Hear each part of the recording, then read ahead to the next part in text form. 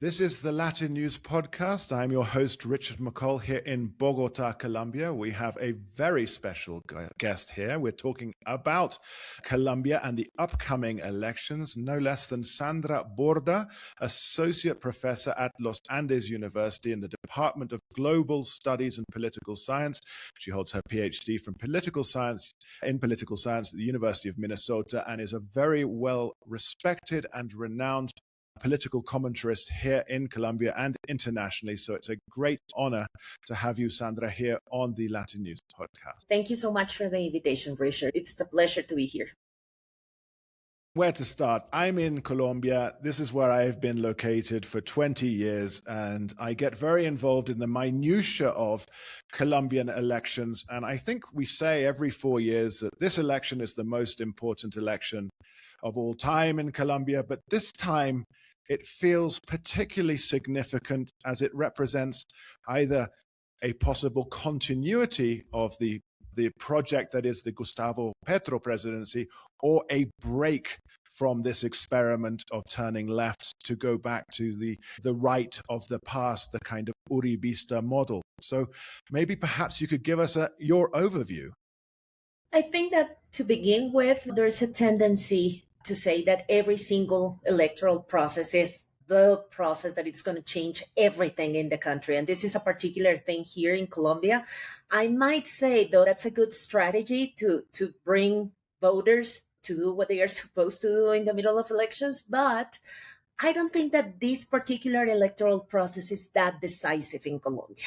We've had in the past, for instance, an electoral process that defined either if we were going to continue with the peace process, a very big and important peace process for the country, or if we want to stop it and we want to restart a war against insurgent groups. That's a decisive election, right? What you're deciding there is basically what you're going to do, what's going to be your strategy for a civil conflict. This is not what we're deciding now. What's been happening in Colombia probably, I think that for the last administration is that since we end up a very important part of our civil conflict, now the political left has more space to do electoral politics. And that's the reason why we have the Petro administration that is finishing right now is the first leftist government that we have in Colombia, precisely because we were able to negotiate peace with the most important insurgent group, the FARC, and that opened up the space for the left to start doing electoral politics in a more open, in a more easy way for them. So we have our first leftist government, and now the political spectrum in Colombia is way bigger, wider. So we have your traditional leftist coalition of parties, and you have your right-wing coalition of parties, and you have your political center. Now this is looking like a more, I would say, regular, more normal sort of political spectrum, closer to what you find in other places in Latin America. So I think that we're deciding important things in terms of social policy, in terms of security, in terms of many public issues. But I don't think that this is going to be that groundbreaking as it was in the past. It's nice to hear that. It's nice to break from the hubris of saying, oh, this is a dangerous election. As you say, this is maybe to get people out there as part of the campaign, let's say a campaign plan to do. You host or you come onto a podcast, I know, where you discuss on the Canadian Council for the Americas, the competing for the political center. I think it's a good place to bring that up right now because there is a center in Colombia, of course, in the form of the moment of Sergio Fajardo and his party. How can we expect, because he did reasonably well last time around, but it doesn't feel like the center is doing, let's get my question out, can the center be pivotal in any final decision here in the elections? Because we've got left versus right. Where does the center fit in as a kingmaker, I think? I think that you have a global trend, which is basically that the political center is not doing well anywhere. This is a global scenario in which you have polarization being the most important political trend all over the place. So it's very difficult to construct a sort of moderate a little bit less extreme version of politics because it's not attractive to voters anymore. People have talked and written a lot about this phenomenon. People are drawn by emotions, feelings. They don't want to hear the rational side of politics anymore. And this is the rational side of politics is precisely what the political center does. But there's a whole bunch of theories about what's going on. I don't want to get into that. Point is that it's happening in Colombia as it is happening in the rest of the world. But I think that you need to add to that a very particular local feature of that phenomenon, which is basically that we've had the same politician running for the political center in 3 or 4 different electoral processes, right? So there's a sort of fatigue with Sergio Fajardo because people feel that he's been running in every single political campaign and he hasn't changed his strategies, he hasn't changed discourse. And I think that at some point, people are starting to feel that this political center is feeling a bit arrogant, right? Like they are above the extremes, they are above the emotions, they are the rational alternative that we have available right now. And people want a different thing. They are not connecting with that sort of discourse. The other political alternative is Claudia Lopez. She was the mayor of Bogota. She's more, I would define her as as center left in terms of ideology, but she's not doing well either. Both of them are very low in the polls so far. Claudia went to a first primary election in which she didn't do that well. We'll see what's going to happen in May with the first round of presidential elections, but I think that the political center in terms of polls so far is not doing that well. And I think that the right particularly has developed a strategy that has been so far a bit successful in terms of absorbing part of that political center, and that's bad news for them too.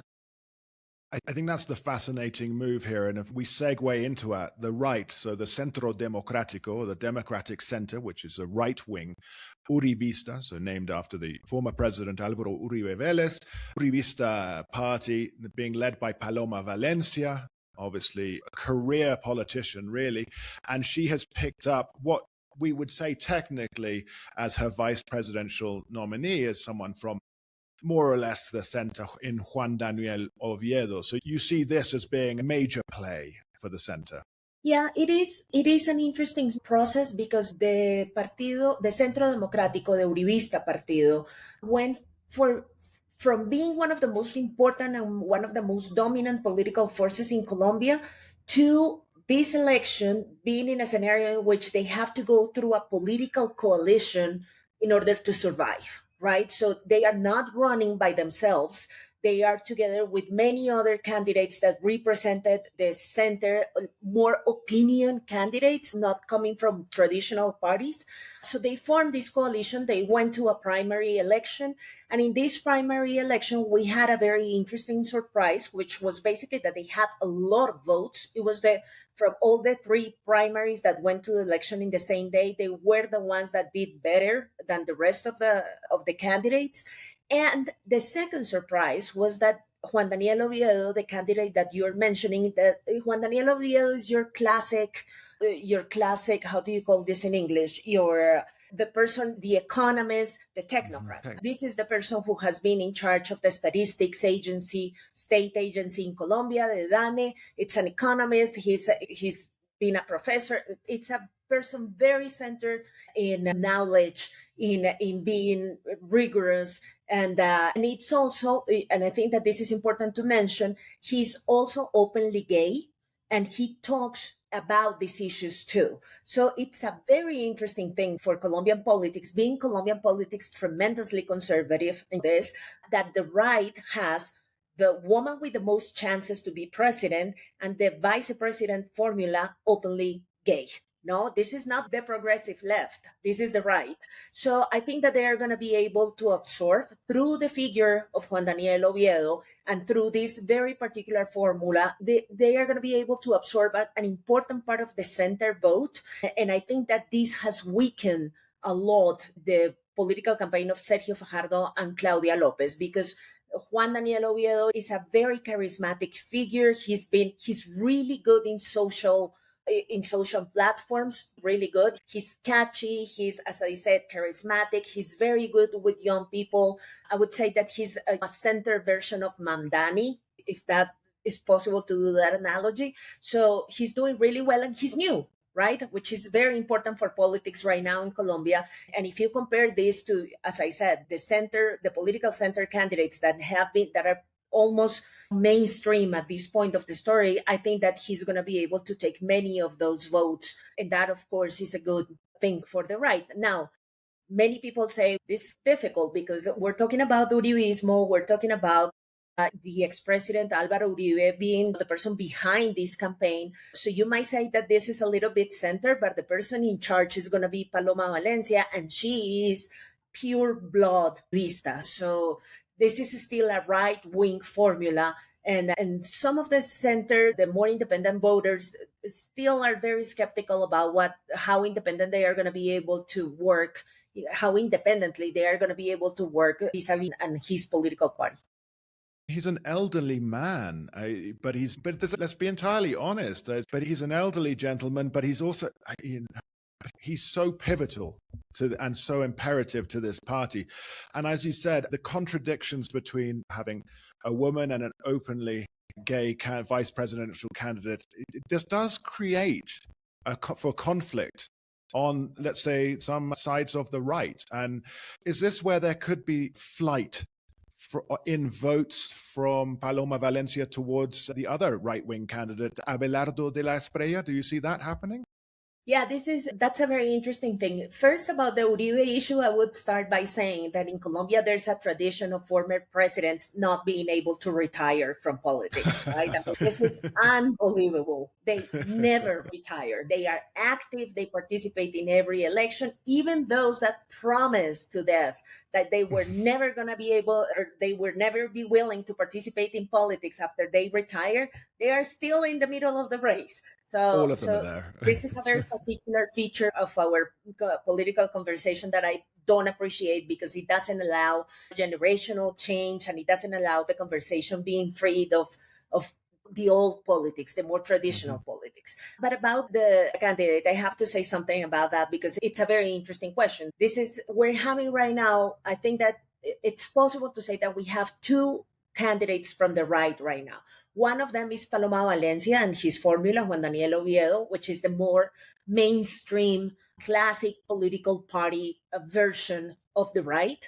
And then you have Abelardo de la Espriella, which is a complete outsider. Abelardo de la Espriella is a former criminal lawyer with a very murky and difficult past, because he's been the defender of very difficult figures in Colombia, criminals. And of course, somebody might say that's what criminal lawyers do. That's right. There's a whole bunch of speculation and things about how he made his fortune, and if it is because it's a very wealthy man, and if it's that related to his job as a criminal lawyer. And then the other thing is that he has never been part of a political party. And you know that when in Latin America and in the world, being part of a political party is not good news for the voter. Everybody's hating. You see it in the polls. It's very strong in Latin America. People don't like political parties. So the first strategy that you have in hand when you are running for the presidency is basically to say, I have nothing to do with political parties. And it works, because people have a very low perception of political parties as institutional devices. So that's one thing. He's close to Álvaro Uribe. He's close to the right. He has a very right agenda, but I think that the main difference between him and between Paloma Valencia is that Paloma Valencia is a right-wing person, but she's also an institutional person. So I'm going to give you an example. People ask her, you're against abortion. You're against gay marriage and the right to have kids, which is a very different position from Juan Daniel Oviedo. So what do you have to say about that? And she always replies the same thing. She says, yes, I don't agree with those positions. I'm not in favor of abortion. I'm not in favor of gay marriage. But the Constitutional Court in Colombia has already decided that women have the right to interrupt their pregnancies, and it has also decided that gay people can get married. So this is the institutional decision. So I might disagree with that, but I respect the institutional decision. Abelardo de la Espriella is not like that. Abelardo de la Espriella wants to end international organizations, wants to end the Congress, wants to implement a sort of security policy very similar to what in Bukele's administration in El Salvador. He even tries to look like Bukele. If you see a picture of the guy, he looks like Bukele, and he works on looking more and more similar to Bukele. So this is a person that doesn't care about institutions and doesn't respect institutions. So that's the main difference. And this is something that I think that people are starting to appreciate more and more. And he's basically reducing his level of approval in polls recently. And I think that it's precisely because Colombian voters might go for populist approaches to things, but they also have a limit. And I think that he has crossed the limit in trying to be just way too similar to Bukele and to inscribe himself into the whole MAGA thing in the US too. I feel he maxed out already. He had very favorable wins because, of course, there was so much time before the primary on the right.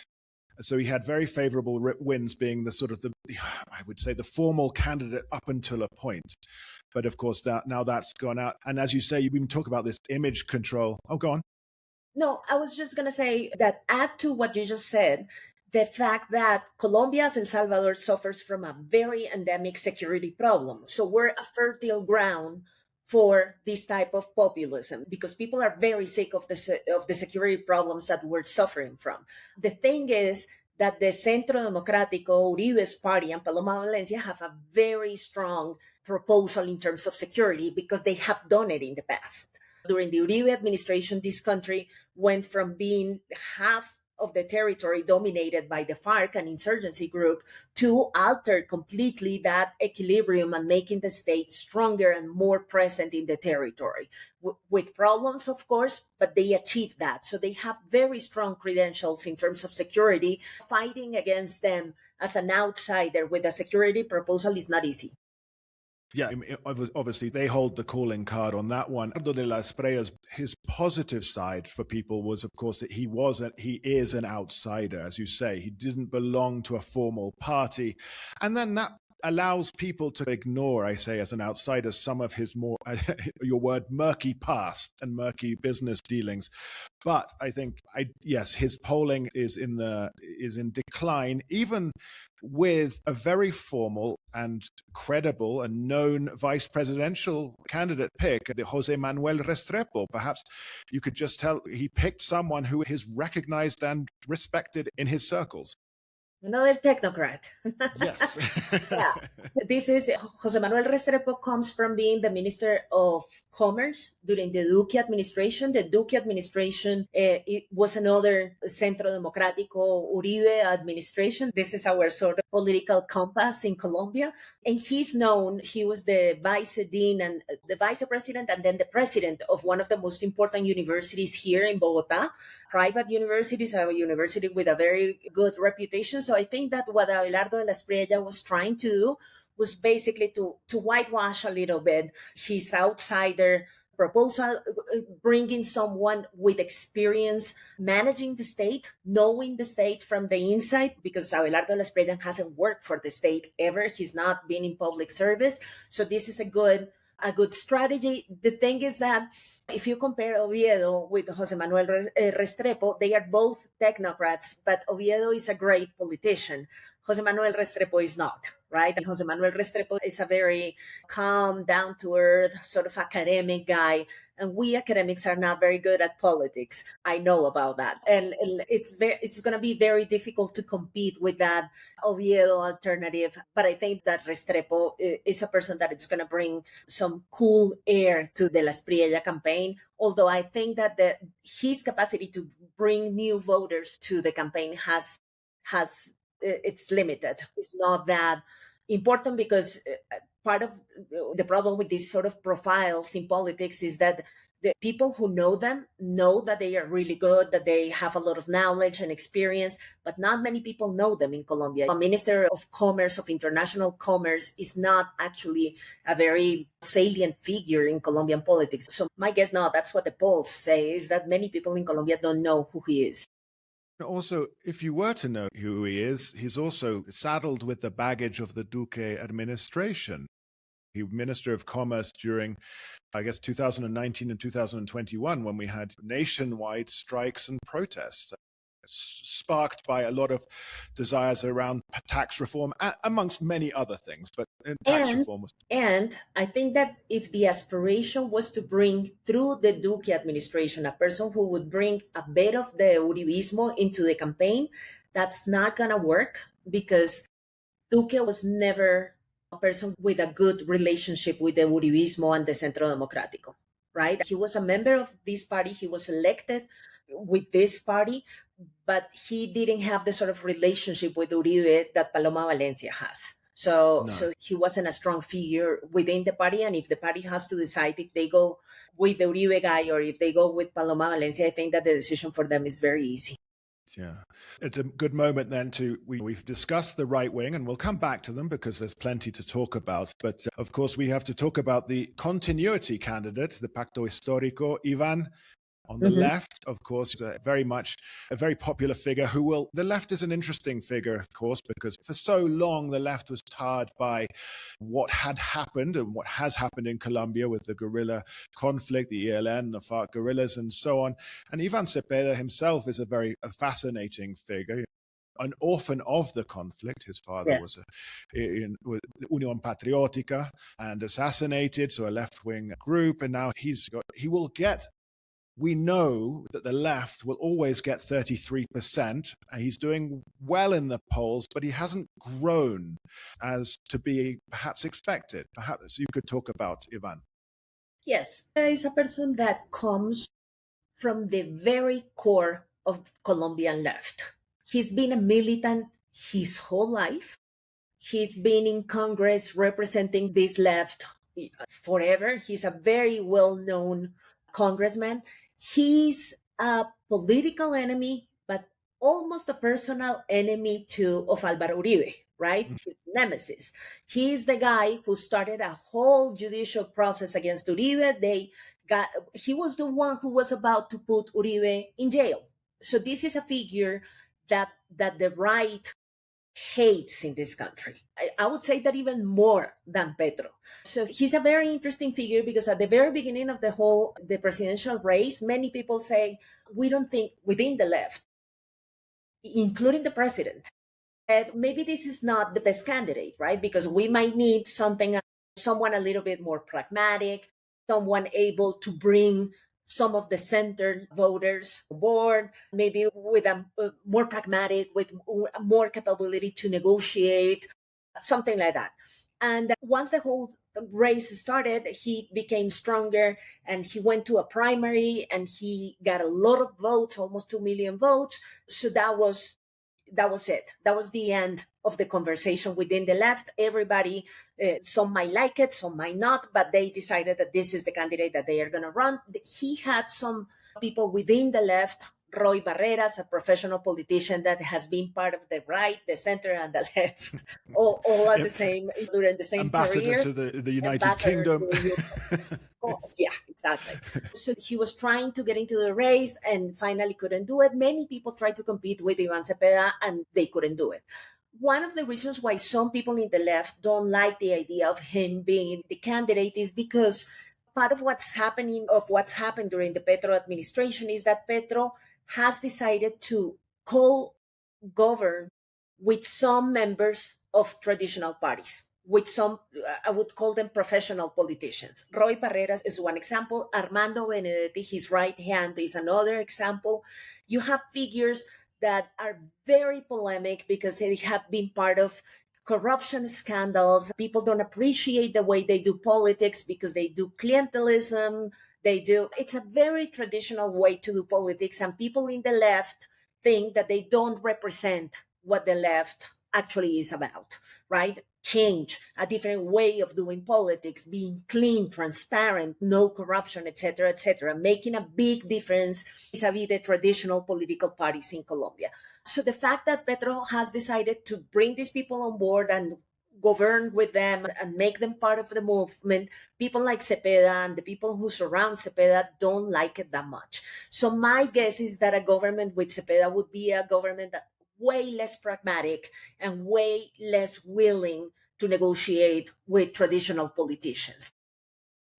And I think that the other feature is that I would say that it's the way of doing politics. Petro is a person who likes to do politics with him at the center. He has to be the owner of the conversation. That's the reason why he uses social platforms so much, because he needs to be talking. He needs to be setting the agenda. It's all about him. He doesn't know the idea of governing with a team of people. He's all by himself and blaming everyone for the failures. Very personalistic style of doing politics. Iván Cepeda is not like that. I don't think that we're going to see Iván Cepeda doing social platforms the same way Petro does. I don't think that we're going to see Iván Cepeda talking so much as Petro does. So I think that the styles are very different. And I think that in terms of issues, people seem to be very unsatisfied with the fact that Cepeda is not very strong when it's about condemning criminal activities but organized crime in Colombia. The Petro government has advanced this program of total peace, which is basically widespread negotiation with insurgent groups and criminal organizations. It's been hectic. It hasn't worked out. But Cepeda is very hesitant to talk about what the Petro administration has done. He has decided that he doesn't want to have any opinion about that. And he has decided to talk about his own proposals, but it's very difficult to walk that line, right? Because he says, for example, I have a big proposal about corruption. And the first reaction is, okay, let's talk about corruption during the Petro administration. We have a lot to talk about corruption during that administration. So if you're going to be continuity, tell us about that. What do you think about the corruption that happened during the Petro administration? And he doesn't want to talk about it. So I think that he's going to pay a price for not being able to have an opinion or to have a declaration about what the Petro administration is doing. He doesn't want to separate from the Petro administration, but he doesn't want to talk about the Petro administration either. So walking that very thin line is going to be difficult. He has said that he doesn't want to participate in public debates, which is a problem, a big problem, because I think that we're going to have the first round of elections at the end of May.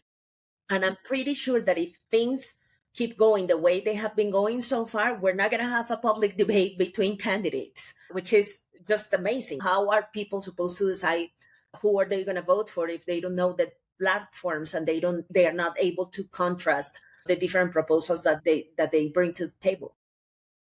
This has been something that I've been, and we all are obviously been watching with such interest. Again, the lack of debates and the lack of actual, we take for granted. We know that Paloma Valencia will be strong on law and order, on illegal groups, and Abelardo de la Espriella, presumably so, in the Bukele model, mega prisons and so on.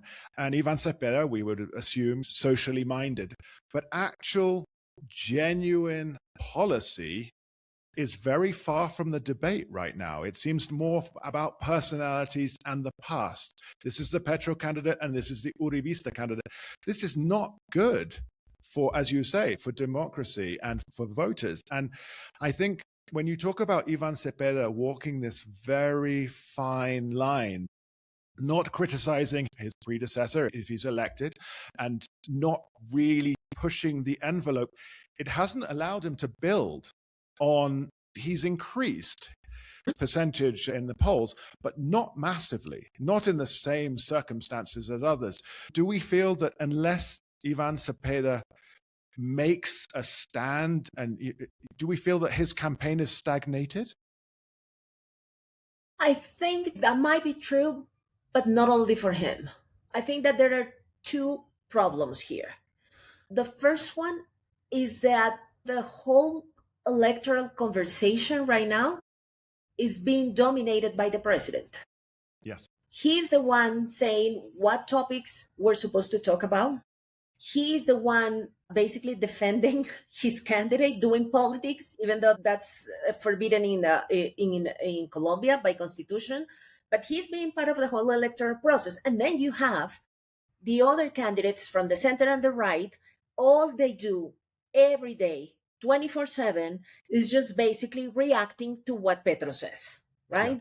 Yeah. So this is a very interesting sort of scenario because it's very difficult to bring up a concrete proposal to the table and to open a national conversation about that proposal when you have the president doing that. You have no space in the public debate to bring proposals because people don't want to hear about it. And also because Petro is dominating the conversation. And what Petro does is way more interesting for people than listening to some technical proposal about how to solve the security situation in the country or how to solve the crisis of the health public sector. It's way more interesting what he's doing because he's just igniting the debate and he's starting to very difficult issues to put on the table and being super aggressive and insulting everyone. And that, of course, brings more people to the debate than being technical. I think that's one problem. The other problem is that, and I think that this is not particular to the political process in Colombia, that happens everywhere. People have discovered that these programs and these proposals, one, people don't read that before they vote, right? Two, people don't pay attention at the end of the mandate if you comply or not with your proposals. If you go back, I'm writing a book about Petro's foreign policy, and I go back to his proposal and his speeches during the campaign and everything. He not only didn't comply with anything that he proposed, but he has done in many fields exactly the opposite to what he proposed. But that's not part of the political debate.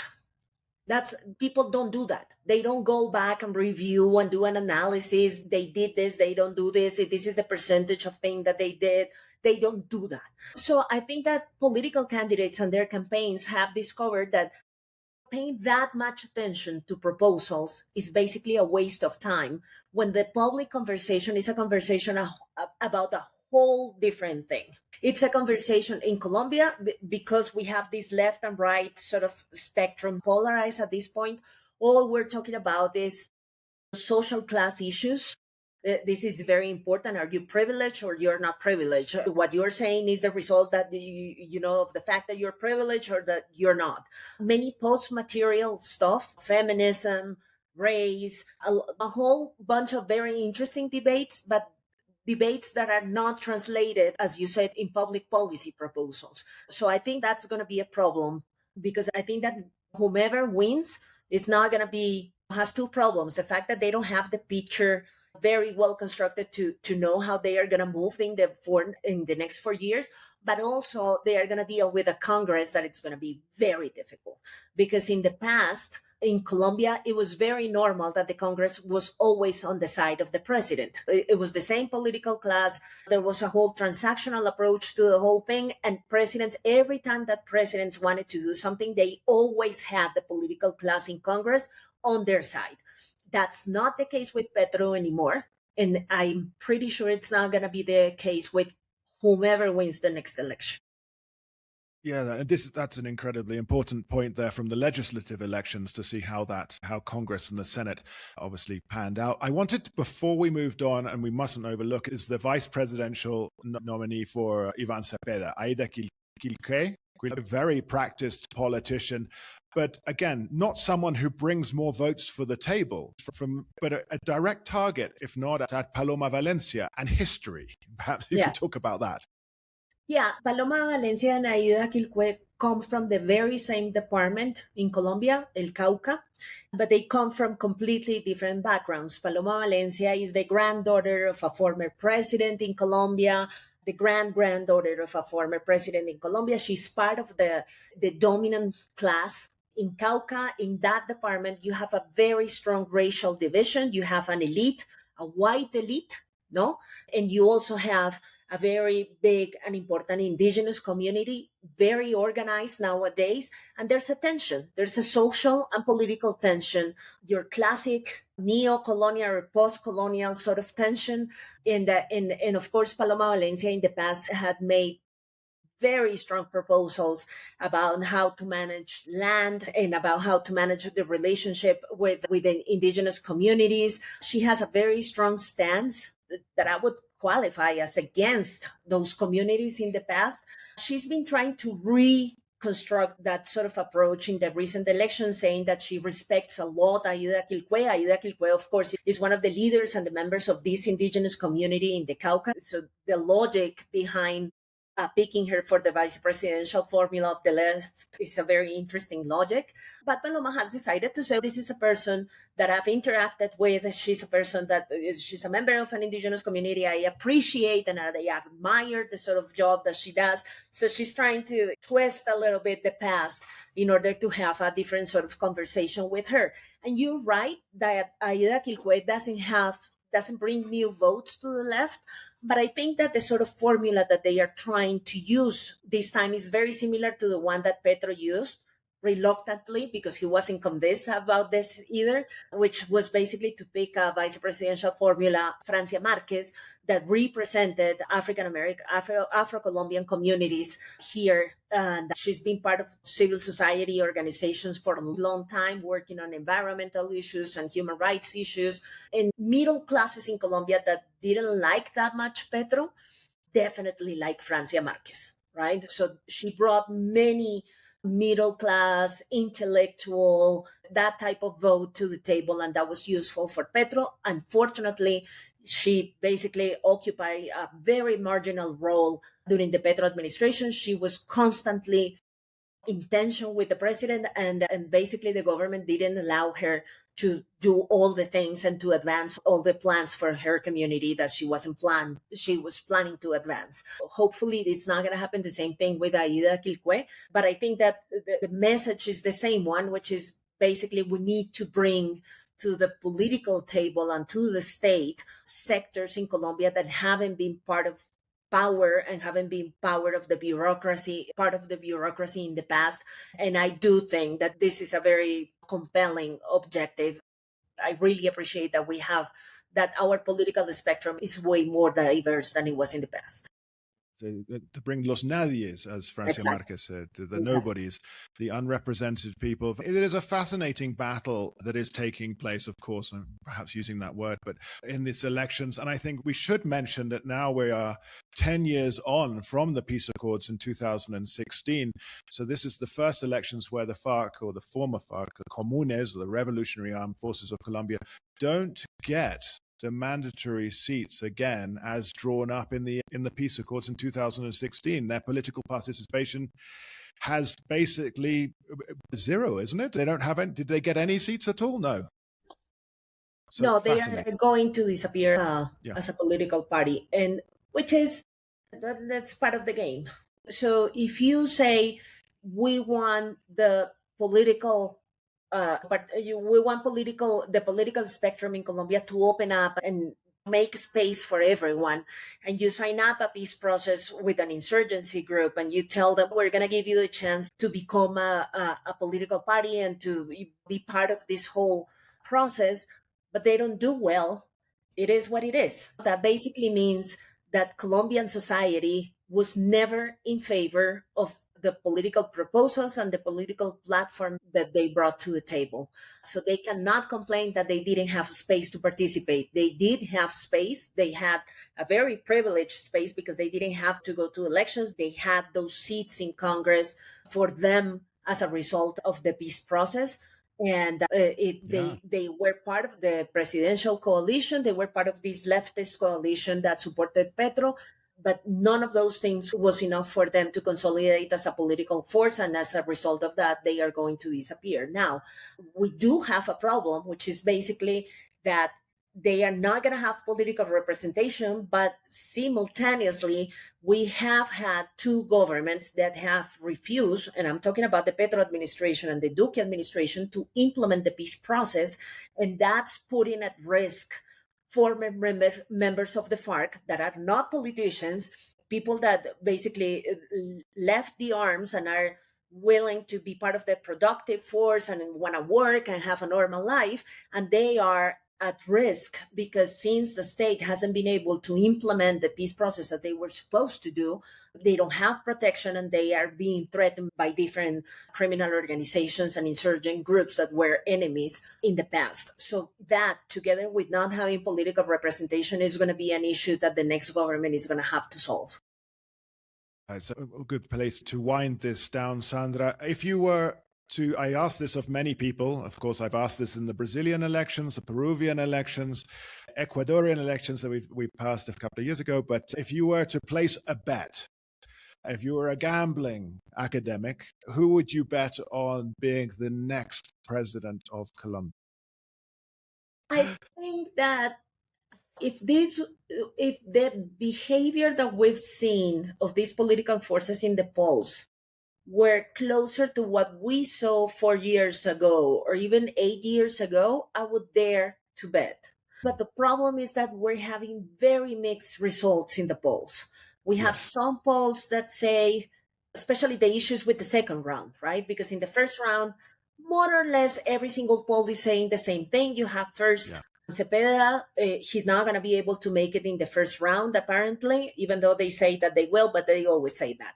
But I don't think that he's going to make it in the first round. Then you have, depending on the poll, Paloma Valencia or Abelardo de la Espriella. So it's going to be between those three. What the polls basically say is that the issue is with the second round, because clearly in the second round, Abelardo de la Espriella is not going to be able to beat Cepeda. But Paloma Valencia is in a close tie at this point. So that sort of scenario makes me think that probably we're going to have a first round with Iván Cepeda and Paloma Valencia, because I think that Abelardo de la Espriella has stagnated so far. But the second round, I'm not quite sure what's going to happen. And I have to say, though, that this is a key issue because the president has been threatening with the idea that he knows that we're going to have fraud, that the institutions, the electoral institutions are not going to work that well. This is a very similar thing to what Trump does, right? If I win, it's because the institutions worked. If I lose, it's because we had a fraud. So this is a very dangerous thing because I think that they are preparing to say if they don't win, that the elections are not legitimate. So I really hope that the difference, whomever wins, is very big. It's significant. I wonder how President Petro might react to you, having likened him to Trump there. But I'd love to see similarities are huge, man. That's not my fault.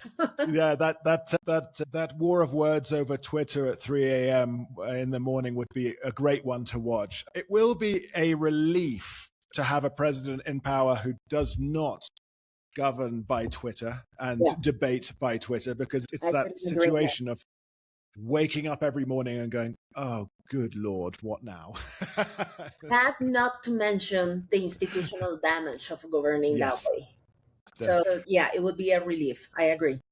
So you mentioned, and this is the final point, you mentioned you're writing a book on Petro's foreign policy. When can we expect to see that in the shops? My plan is the second week of August. I don't want to leave anything out. It's very advanced. And basically what I'm doing is try to keep up with many things. You have to understand that for the first time, foreign policy analysts have to deal with a whole bunch of tweets that we never had to deal with in the past. So that makes the work way more complex, but the plan is to have it ready right for when the administration is over. So it's almost like a day-to-day update, almost like a journal of Petro's things. I'll be looking for that in the shops, definitely, and I hope to come to a launch when it's out. Is there a working title? Not yet. Not yet. All right. We'll just keep an eye out. We had a lot of suggestions. If you have one, please let us know. Sure, I'll think up something. Let me take this moment to say thank you so much to Sandra Borda, Associate Professor at the Universidad de Los Andes University at the Department of Global Studies and Political Science. Very well-respected commentarist on the political spectrum here internationally and in Colombia.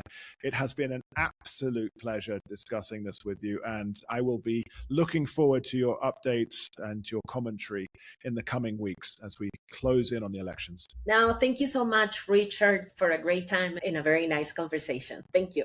I've been Richard McCall here for the Latin News Podcast. Remember, you can subscribe on all the platforms, YouTube, Spotify, iTunes, and beyond, and never miss a fortnightly episode of issues about the region. So we'll be back in 2 weeks' time discussing further items on politics from Latin America. Thank you again for listening. It's been a great show.